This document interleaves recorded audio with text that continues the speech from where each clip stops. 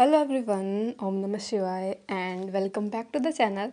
आई hope कि आप सभी ठीक होंगे और अपना भी ध्यान रख रहे होंगे और आप सभी के यूपी पुलिस एग्ज़ाम की प्रिपरेशन भी एकदम अच्छी चल रही होगी।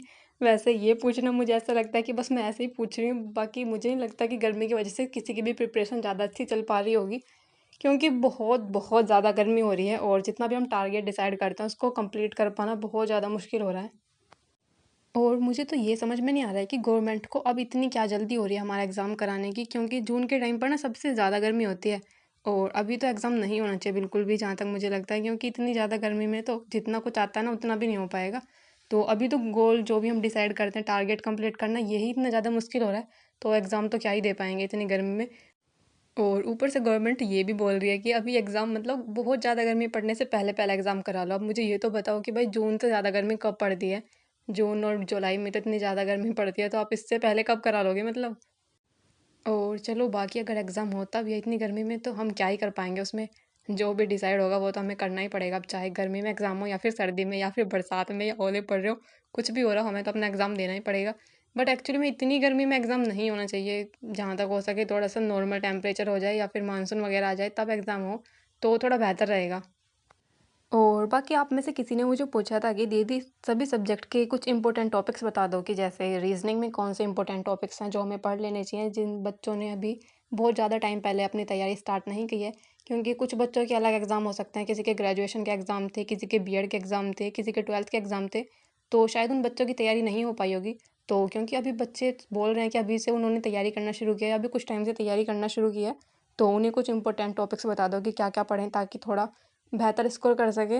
तो ये सभी जितने भी इंपॉर्टेंट टॉपिक हैं ना हर सब्जेक्ट के, जैसे मैथ के हो गए, रीजनिंग के हो गए, हिंदी के हो गए और जीके जीएस के हो गए, ये सभी मैं आपको नेक्स्ट व्लॉग में पक्का बता दूंगी और सभी को ना अलग अलग से बता दूंगी, हर एक बुक के लिए अलग अलग बता दूंगी।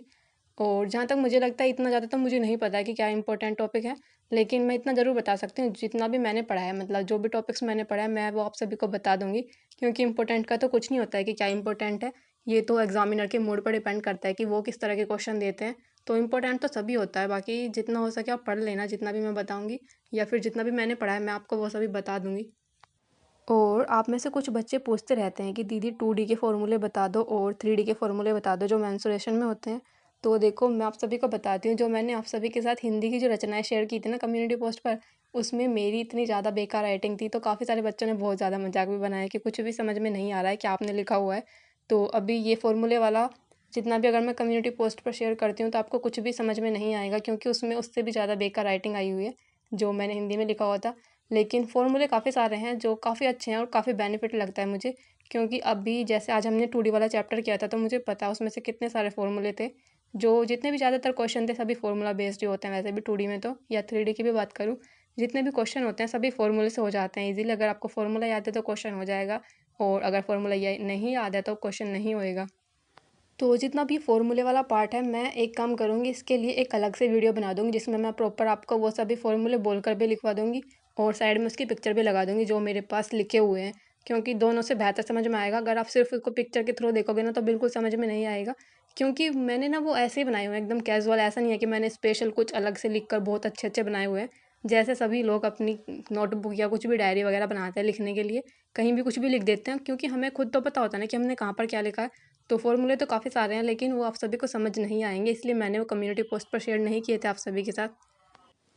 जितना भी फ़ॉर्मूले वाला पार्ट है ना वो मैं एक अलग से वीडियो बना दूँगी जिसमें सिर्फ फ़ॉर्मूले होंगे मैथ्स के और रीज़निंग के। क्योंकि रीज़निंग में भी काफ़ी सारे फ़ॉर्मूले होते हैं, स्पेशली अगर मैं कैलेंडर वाले चैप्टर की बात करूँ तो उसमें तो काफ़ी कुछ होता है याद करने के लिए, जो कि सभी कुछ मैंने नोट्स कर रखा है, तो मैं आप सभी को भी वो लिखवा दूँगी। मैथ और रीज़निंग दोनों के ही एक अलग से वीडियो बना दूँगी जिसमें सिर्फ फ़ॉर्मूले होंगे। आज है day 18 of UP police preparation और कुछ दिन में मुझे लगता है कि ये सीरीज़ कंप्लीट हो जाएगी। आई थिंक काफ़ी सारे टॉपिक्स हम कवर कर चुके हैं। और अगर मैं बात करूँ तो आज मैथ वाला पार्ट भी कंप्लीट हो चुका है, मैथ्स हमने कंप्लीट पढ़ लिया है।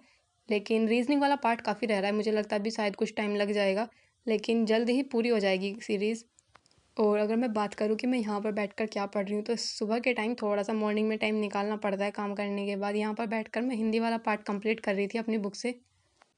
और व्लॉग के लास्ट में मैंने मैथ की बुक और रीजनिंग की बुक दोनों बुक दिखाई हुई हैं और उनके अंदर किस तरह का कंटेंट है ये भी थोड़ा सा दिखाया हुआ है, कि मैथ वाली जो बुक है उसके अंदर 2D के अंदर किस तरह के क्वेश्चन थे और घातांक और करने वाले चैप्टर के अंदर किस तरह के क्वेश्चन थे, ऐसे रीजनिंग के अंदर भी मैंने दिखाया हुआ है कि मेंटल एप्टीट्यूड वाले क्वेश्चन किस तरह के थे, तो थोड़ा सा वहाँ पर एक रिव्यू है, तो लास्ट में व्लॉग में वो सब है।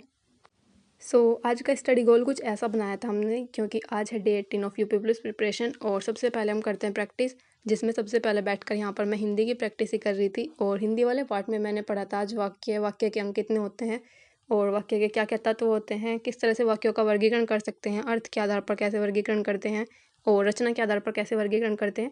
तो इनमें थोड़ा कन्फ्यूज़न रहता है, तो इन सभी चीज़ों को ना अच्छे से याद कर लेना। और उसके बाद कि पदबंध क्या होता है, इसके कितने प्रकार होते हैं, और व्याकरण संबंधी कैसी कैसी अशुद्धियाँ हो सकती हैं जो एग्ज़ाम में आ जाती हैं। और यहाँ पर हिंदी वाला पार्ट कंप्लीट करने के बाद मैंने भगवान जी को भी भोग लगा दिया था, और उसके बाद खुद भी खाना खा लिया था। खाना खाने के बाद थोड़ा सा और कुछ काम बचता है घर का, जैसे बर्तन वगैरह साफ़ कर देना, तो ये सब काम करने के बाद तब बैठती हूँ मैं पढ़ाई करने के लिए दोबारा से। और इसके बाद गई थी मैं नहाने के लिए, जो कि 11 बज चुके थे इस टाइम पर। हालांकि बहुत धूप हो जाती है इस टाइम तक, लेकिन मैं इस टाइम पर ही नहाती हूँ, क्योंकि इस टाइम पर थोड़ा नींद सी आने लगती है, और उसको दूर भगाने के लिए मैं नहाती हूँ। और क्योंकि कुछ बच्चे पूछते रहते हैं कि दीदी आपको नींद नहीं आती है क्या? देखो, नींद तो आती है, लेकिन जिस टाइम पर नींद आती है उस टाइम पर मैं नहाकर थोड़ा नींद को दूर करती हूँ, ताकि ज़्यादा टाइम निकाल सकूँ पढ़ाई करने के लिए। क्योंकि ज़्यादातर जितनी भी मैं पढ़ाई करती हूँ वो दिन के टाइम पर ही करती हूँ, क्योंकि रात में बहुत ज़्यादा गर्मी हो जाती है, बहुत ही कम पढ़ाई हो पाती है, मतलब बहुत ज़्यादा मुश्किल है रात के टाइम पढ़ाई करना। और अगर मैं बात करूँ कि यहाँ पर बैठकर मैं क्या पढ़ रही थी, तो यहाँ पर बैठकर मैं रीज़निंग वाला पार्ट कंप्लीट कर रही थी। और रीज़निंग में आज हमने 4 चैप्टर्स पढ़ने का डिसाइड किया था, क्योंकि अगर हम सीक्वेंस देखें तो मैथ का सिलेबस हमारा लगभग कंप्लीट हो चुका है, और रीज़निंग वाला सिलेबस इतना है कि अभी तो कंप्लीट नहीं हुआ है, तो अभी तो इसको कंप्लीट होने में काफ़ी ज़्यादा टाइम लगेगा। और जबकि हम मैथ का एक ही चैप्टर एक दिन में पढ़ रहे हैं, और रीज़निंग के 2 से 3 चैप्टर पढ़ रहे हैं एक दिन में, फिर भी रीज़निंग का पार्ट जो है, मतलब रीज़निंग का जो सिलेबस है वो कंप्लीट नहीं हुआ है अभी। तो यहाँ पर बैठकर सबसे पहले तो सीरीज़ वाले क्वेश्चन किए हैं, क्योंकि मेरे ये सीरीज़ वाले क्वेश्चन बहुत ज़्यादा अच्छे नहीं है, बहुत ज़्यादा मिस्टेक होती है मेरी इन क्वेश्चन में। जो सीरीज़ वाले क्वेश्चन होते हैं, स्पेशली जो नंबर सीरीज़ होती हैं, जो संख्याओं वाली सीरीज़ होती हैं, बल्कि जो अल्फ़ाबेटिकल सीरीज़ होती हैं वो थोड़ा ईजी होती हैं, वो हो जाती हैं। लेकिन ये नंबर सीरीज़ में थोड़ी सी प्रॉब्लम होती है, और कहीं ना कहीं टाइम भी ज़्यादा लग जाता है। और सीरीज़ वाला पार्ट कंप्लीट करने के बाद मैंने पढ़ा था कथन और निष्कर्ष वाले क्वेश्चन, क्योंकि मेंटल एप्टीट्यूड की अगर मैं बात करूँ, रीजनिंग में इसका काफ़ी इंपॉर्टेंट रोल है, और एग्ज़ाम में काफ़ी आता है मेंटल एप्टीट्यूड वाले पार्ट से। और अगर आप पिछले जितने जो पेपर हुआ था 17 फरवरी में, मेरे फर्स्ट शिफ्ट में मेरा एग्ज़ाम था, तो मेरे जो मेंटल एप्टीट्यूड वाले क्वेश्चन थे वो काफ़ी ठीक थे। बल्कि जो मेरे क्वेश्चन ज़्यादा गलत थे वो सीरीज़ वाले क्वेश्चन गलत थे, या फिर रीजनिंग का वो वाला पार्ट जो थोड़ा सॉल्वेबल होता है उसमें थोड़ी मिस्टेक थी। बाकी जो मेंटल एप्टीट्यूड वाले क्वेश्चन थे वो मेरे ज़्यादातर सही थे, कोई एक आधा ही क्वेश्चन था जो गलत होगा। और रीजनिंग में जो नेक्स्ट चैप्टर मैंने पढ़ा था वो था न्याय संगत था, और काफ़ी इजी सा चैप्टर था। मैंने ज़्यादा क्वेश्चन भी नहीं किए इसके, क्योंकि ज़्यादातर मेरे सारे क्वेश्चन ठीक ही हुए जा रहे थे इसमें। तो आई थिंक मैंने 25 क्वेश्चन किए थे इस वाले चैप्टर में। और इसके बाद थर्ड चैप्टर था मेरा कथन और निष्कर्ष वाला, तो जिसको स्टेटमेंट और कंक्लूजन वाला चैप्टर बोलते हैं। ये भी काफ़ी ईजी था। और अगर मैं बात करूँ तो कहीं ना कहीं ये जो थ्योरी वाली रीजनिंग होती है, ये वाली रीजनिंग मुझे लगता है मेरी थोड़ी ठीक है, और अभी मैं बताती हूँ आप सभी को क्यों ये ठीक है। जैसे मैंने बीएड किया हुआ है, और बीएड में एक एग्ज़ाम होता है, क्वालिफाइंग एग्ज़ाम होता है, सीटेट का एग्ज़ाम। और उसमें पैडागोजी का बहुत ज़्यादा रोल होता है, पैडागोजी से काफ़ी अच्छे क्वेश्चन आते हैं। तो अगर मैं बात करूँ, मेरा पैडागोजी वाला पार्ट काफ़ी अच्छा है। और अगर मैं बात करूँ पैडागोजी और ये जितने भी क्वेश्चन होता है मेंटल एप्टीट्यूड जो रीजनिंग से रिलेटेड है, ये दोनों थोड़े सिमिलर से ही सब्जेक्ट हैं। अगर आप देखोगे पैडागोजी का क्वेश्चन अगर आप देखोगे, और उसके बाद अगर आप रीजनिंग का ये वाला पार्ट देखोगे, तो आपको दोनों में काफ़ी ज़्यादा सिमिलैरिटीज़ मिलेंगी, जिस वजह से ये वाला पार्ट भी मेरा अच्छा है रीजनिंग का। कहीं ना कहीं ये इसी वजह से अच्छा है, क्योंकि मैंने पैडागोजी को काफ़ी अच्छे से पढ़ा हुआ है। और रीजनिंग पढ़ने के बाद मैंने पढ़ा था मैथ। और मैथ की बात करूँ तो इसमें आज हमने मेंसुरेशन 2D के क्वेश्चन किए थे, एक मिनी मॉक टेस्ट दिया था जिसमें 20 क्वेश्चन होते हैं। ये बुक के लास्ट में दिए हुए हैं, तो आप सभी भी सोल्व कर सकते हो इनको। और रिवीजन की अगर मैं बात करूँ तो जीएस और सीए का रिवीजन मेरा अभी नहीं हुआ है। ये वाले दोनों पार्ट मैं रात के टाइम पर पढ़ूंगी, क्योंकि इनकी मुझे ऑनलाइन क्लास लेनी होती है सिर्फ, क्योंकि अभी थोड़ा सा अपना भी पढ़ना पड़ता है, बीटीसी के मेरे एग्जाम आने वाले हैं। तो इसके बाद मैंने ज्योग्राफी वाला पार्ट, तो इस वाली मैथ की बुक से मैं प्रैक्टिस कर रही हूँ, और आज मैं आप सभी को दिखाने वाली हूँ कितने चैप्टर हम पढ़ चुके हैं। और आई होप कि आप सभी ने भी साथ साथ में कंप्लीट कर लिए होंगे, क्योंकि जितना भी मैं पढ़ाई करती थी या जितना भी मैं मैथ पढ़ रही थी इस बुक से, मैंने हमेशा वो कम्युनिटी पोस्ट पर शेयर किया आप सभी के साथ। तो इस वाली बुक की अगर मैं बात करूँ तो देखो, इसका प्राइस ये रहा 200 रुपये। जैसे कि आप सभी पूछते रहते हो, अगर आपके पास नहीं है तो आप मंगा सकते हो फ्लिपकार्ट या फिर अमेजोन, कहीं से भी आपको मिल जाएगी ईजिली। और ये वाले चैप्टर हमने पढ़े हैं इसमें, ये वाले चैप्टर्स हैं इस बुक के अंदर। सबसे पहले परसेंटेज है, प्रॉफिट एंड लॉस है, तो ये वाले सभी चैप्टर्स हैं इस बुक के अंदर। ये सभी चैप्टर्स हम पढ़ चुके हैं। तो अगर आप देखोगे तो 14 चैप्टर तो यहाँ पर हैं। और 4 चैप्टर यहाँ पर हैं, तो टोटल मिलाकर 18 चैप्टर्स हो गए। देखो यहाँ पर ये वाला लास्ट चैप्टर था जो आज हमने पढ़ा है, मेंस्ट्रुएशन 2D वाला। और कुछ क्वेश्चन की बात करूँ तो कुछ क्वेश्चन काफ़ी इजी थे, लेकिन कुछ क्वेश्चन थोड़े ज़्यादा डिफिकल्ट थे जो एक्चुअली में काफ़ी बार करने पर भी सोल्व नहीं हो रहे थे। तो यहाँ तक हम पढ़ चुके हैं। आज ये बुक ना मैथ की कंप्लीट हो चुकी है, और मैथ वाला पार्ट मुझे लगता है अब कंप्लीट हो चुका है काफ़ी। और मैथ सबसे कम नंबर का आता है, तो इसमें इतनी प्रैक्टिस बहुत है, इससे ज़्यादा क्या ही प्रैक्टिस करेंगे इसके लिए। और अब ये मॉक टेस्ट रह रहे हैं मेरे। और ये टिक वगैरह देखकर ज़्यादा कंफ्यूज मत होना कि इन पर दो डबल टिक लगा हुआ है, किसी पर एक टिक लगा हुआ है। ये मैंने एक्चुअली में जब फर्स्ट टाइम ये बुक मंगाई थी उस टाइम पर सोल्व किए थे। तो अभी जो मैं कर रही हूँ तो मैं सेकंड बार टिक लगा दे रही हूँ। अब मैं सेकंड टाइम इस बुक को सोल्व कर रही हूँ, क्योंकि पहले जब मैंने की थी, पहले भी मैंने आप सभी को बताया था जब मैंने बुक सोल्व की थी। तो 2 मॉक टेस्ट हम कर चुके हैं, और मैंने जो आपको बताती हूँ मैं कि हम मिनी मॉक टेस्ट कर रहे हैं मैथ के, तो वो इस बुक से ही कर रहे होते हैं। और अगर मैं एक्चुअली में क्वेश्चन की बात करूँ, बुक के अंदर क्वेश्चन थोड़े डिफिकल्ट हैं, लेकिन मॉक टेस्ट में जो क्वेश्चन रखे हैं सर ने वो काफ़ी ईजी रखे हुए हैं। और अगर मैं बात करूँ, ये वाला चैप्टर पढ़ा था अभी मैंने, कल ये वाला चैप्टर पढ़ा था हमने, घातांक और करनी वाला। तो मुझे थोड़ा डिफिकल्ट सा लगा ये चैप्टर, बहुत ज़्यादा बोरिंग था, और बहुत ज़्यादा इसके अंदर कैलकुलेशन थी, काफ़ी सारी मिस्टेक हुई है मेरी इस चैप्टर के अंदर। और मुझे ज़्यादा तो कुछ अच्छा लगा नहीं है चैप्टर, मतलब मेरी काफ़ी सारी मिस्टेक हुई थी इस चैप्टर के अंदर। कुछ क्वेश्चन तो ऐसे थे जो सोल्व भी नहीं हुए थे। तो ये वाला चैप्टर था, और जो आज हमने पढ़ा है वो ये वाला चैप्टर है, मेंस्ट्रुएशन 2D वाला। तो इसमें 32 क्वेश्चन थे टोटल, जिसमें से मेरे 25 क्वेश्चन ठीक हुए। अगर आप देखोगे तो मैं ज़्यादातर जब भी कोई मतलब मैथ का कोई भी प्रैक्टिस सेट या कुछ भी सोल्व करती हूँ तो उसमें हमेशा अपना स्कोर देखती हूँ कि कितना रहा। तो 32 में से 25 क्वेश्चन तो एकदम ठीक थे, कुछ क्वेश्चन में काफ़ी अटके थे, और कुछ क्वेश्चन पीछे से आंसर देखने के बाद समझ आ गए थे। तो ये वाले क्वेश्चन थे, ये क्वेश्चन थे कुछ जिन पर मैं अटकी थी, कुछ पर मैंने निशान लगाए हुए हैं। तो इस तरह के क्वेश्चन है इस बुक के अंदर अगर आप देखोगे तो।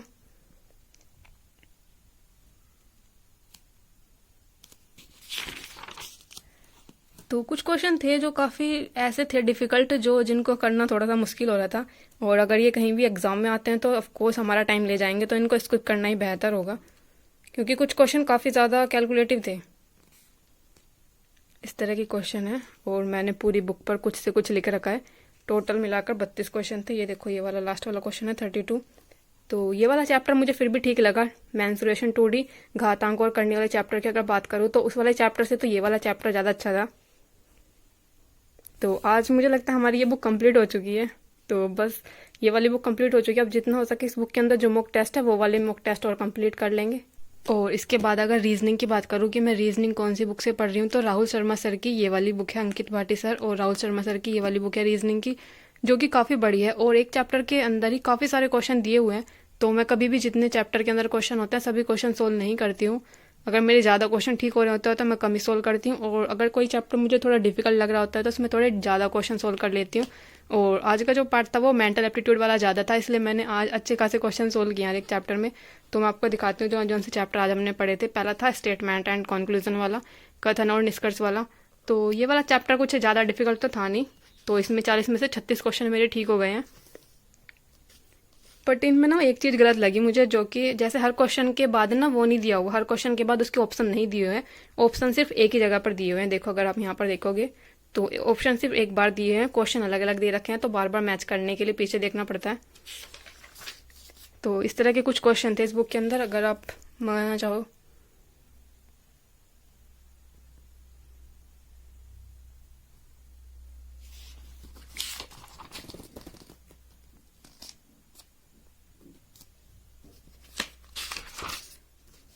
तो इसमें सिर्फ मैंने 40 ही क्वेश्चन ठीक किए, मतलब सॉरी 40 ही क्वेश्चन सोल्व किए हैं। और इसके बाद अगर नेक्स्ट चैप्टर की बात करूँ तो हमने नेक्स्ट चैप्टर ये वाला पढ़ा था, न्याय संगतता। और इंग्लिश में जो इसको बोलते हैं ये मुझसे कभी भी ठीक से प्रोनाउंस नहीं होता है, तो इसलिए मैं इंग्लिश में तो इसको नहीं बोलूँगी, हिंदी में बोल देती हूँ, न्याय संगतता। तो ये वाला चैप्टर बहुत ही ज़्यादा ईजी था, जिसमें ज़्यादातर जो वैन डायग्राम बनाकर सोल्व होते हैं इस तरह का था ये। तो काफ़ी ज़्यादा इजी था, मेरे 25 में से 25 क्वेश्चन ठीक हुए हैं। उसके बाद मैंने ज़्यादा क्वेश्चन नहीं किए, क्योंकि सभी क्वेश्चन इजी थे और ठीक हुए जा रहे थे। तो उसके बाद मुझे लगा कि अब बाकी अदर चीज़ों की प्रैक्टिस करते हैं जब ये वाला पार्ट अच्छा है। तो 25 में से 25 क्वेश्चन ठीक हुए। अगर आप देखोगे तो इस तरह के कुछ क्वेश्चन है इसके अंदर।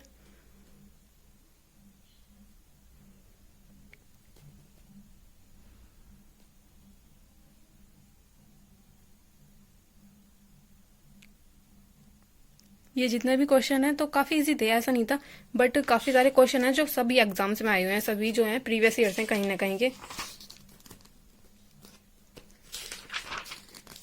तो ये रहा लास्ट क्वेश्चन जो मैंने सोल्व किया था, 25वां क्वेश्चन, 25 ही क्वेश्चन किए थे इसमें मैंने। इसके बाद जो नेक्स्ट चैप्टर पढ़ा था मैंने रीजनिंग का, वो था स्टेटमेंट एंड आर्ग्यूमेंट वाला। तो ये वाला चैप्टर भी इतना ज़्यादा डिफिकल्ट नहीं था। पहले मैंने जब इसको सोल्व करना शुरू किया तो मैंने सिर्फ इसके 35 क्वेश्चन किए थे और उसमें से मेरे 28 क्वेश्चन ठीक थे। उसके बाद मुझे लगा थोड़ा कम है तो और सोल्व कर लेते हैं, तो उसके बाद मैंने फिर इसके 60 क्वेश्चन सोल्व किए जिसमें से मेरे 45 क्वेश्चन ठीक हुए हैं। तो ये वाला चैप्टर मुझे लगता है कि इस वाले चैप्टर को थोड़ा और पढ़ने की ज़रूरत है, क्योंकि इसमें काफ़ी सारी मिस्टेक हुई है मेरी। इस तरह के क्वेश्चन थे इस बुक के यहाँ पर। ये वाले क्वेश्चन ना थोड़ा पढ़ने में ज़्यादा टाइम लेते हैं, तो ये बड़े बड़े होते हैं कहीं ना कहीं, जिसकी वजह से हमारा टाइम ज़्यादा लग जाता है इन क्वेश्चन को करने में। इस तरह के क्वेश्चन थे इसके अंदर।